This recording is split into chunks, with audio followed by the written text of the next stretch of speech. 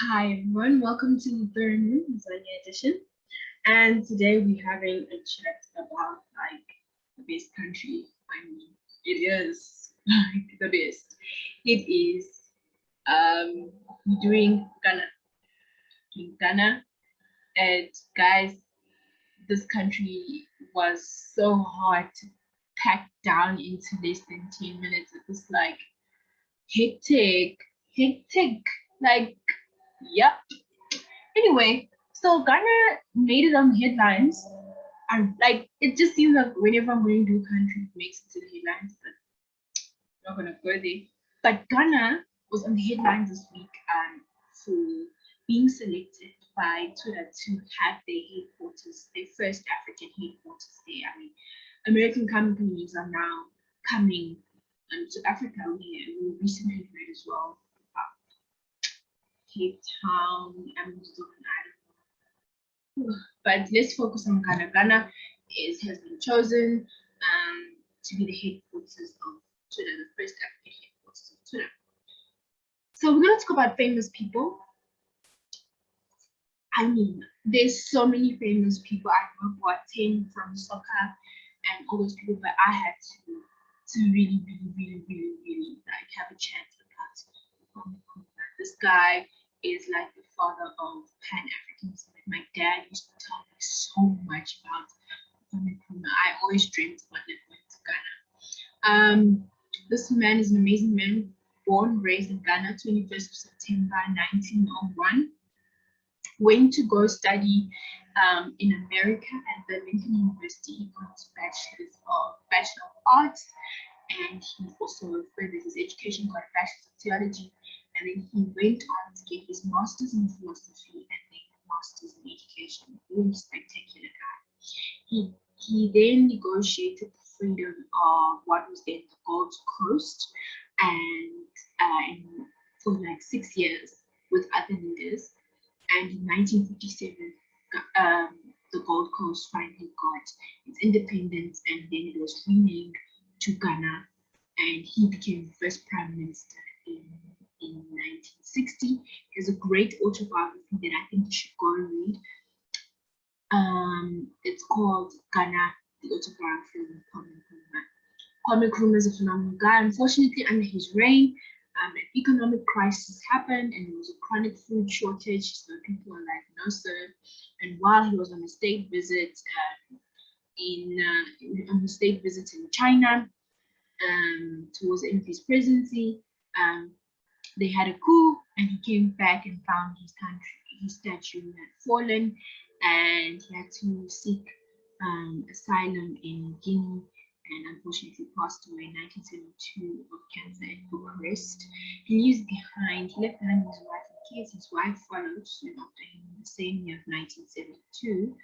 But you can keep your eyes open for one of his children, Samia Rima, Ghanaian politician. I think she's onto something. We have the natural and human geography. So Ghana, interestingly enough, is not on the southern hemisphere, it's on the northern hemisphere, because it's above the prime meridian, which divides the earth or the world into north and south. Ghana is diverse, so it has 3 regions that are like different. It's like being in the same country but different like plateaus and stuff. So by the sea, by the Gulf of Guinea, as you can see on the map, by the sea, by the Gulf of Guinea, you have like a flat coastline, really smooth, just that's where Great Akara is, right? And then you move up, and there's just like this stretch of forests and thick, rivers and all these kinds of things. And then you have the normal savanna regions in certain places. What's interesting is that there's Lake Volta. So remember we were talking about Togo, which was formerly known as Upper Volta, and there were the 3 rivers, the Red Volta, the Black Volta, the White Volta. So those rivers converge in Ghana and come into a lake, and that's pretty much it. And Ghana has 16 regions, and then those 16 regions like subdivide into districts and whatnot. I think 212 districts. The language of instruction mostly is English because they were from the British colony. Interesting because most West African colonies are French. And I can't really tell you what languages they speak because like there's over 250 languages, but I can give you like 8 tribes that you can familiarize yourself with. So there's the Ashanti clan, the Dogme, the Gurusi, the Gnobe. What else? What else is there? Let me just check the content for you. There's the Iwe, there's the Mande and other groups. So it's a diverse country. So we're gonna talk about the history. Normally when I do a history of the country, I look at it from 1960 all the way to now. But because of Ghana's rich history, I had to start really, really like back and give, you know, important dates to me that I feel like, you know, everyone should know. So in the 1600s, 1600s, Ghana was an important part of the slave trade route by the Europeans.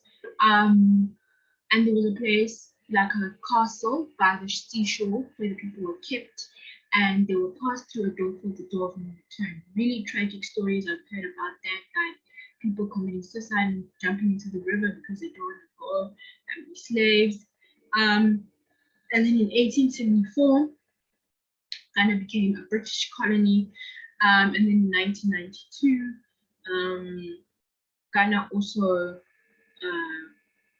redrafted its constitution and introduced multi-party system. And then in 2010, they found one. That's that. And then we have the politics. The country is really exciting. So since 1960, since its independence, Ghana has had multiple presidents, 11 presidents.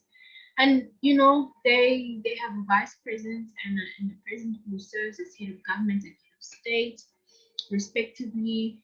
And they're a democratic nation per se, of course. They have had military coups here and there, but they've had 11 presidents, which is, I mean, great, because if you think about it, guys, the countries that we've done previously, they like in the space from 1960 to now, they have like what, 3 presidents, and Ghana has had 11 presidents, and the current president is the man in color, Nana Akufo-Addo. Great guy. I have so much respect for him and his office and what he's doing for Ghana. Ghana is related to the world. Ghana is known for gold, actually. And we spoke about gold last week and the importance of gold, so you can check that out. But typical, and it also exports cocoa. Cocoa, actually, guys, was the first thing Ghana was known for. So before mining equipment became sophisticated and the explorers came and explored the continent, Ghana was actually a route, was a route where cocoa was found, and then in 2010 that was overtaken by crude petroleum. And I'm going to explain to you why crude petroleum is important. Crude petroleum is very important. It's a fossil fuel that is of like organic matter that has been put under pressure on the Earth's surface. And you know, crude petroleum is important for petrol, what in some countries called gasoline. It's important also in everyday things like rubber, you know, your backpacks and your life jackets and some clothing materials. So we can't look down on it, and it's a very expensive oil that people are willing to go the extra mile.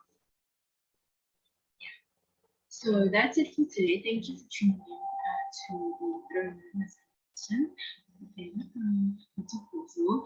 Jokes. The Queen Mother. Catch you next week.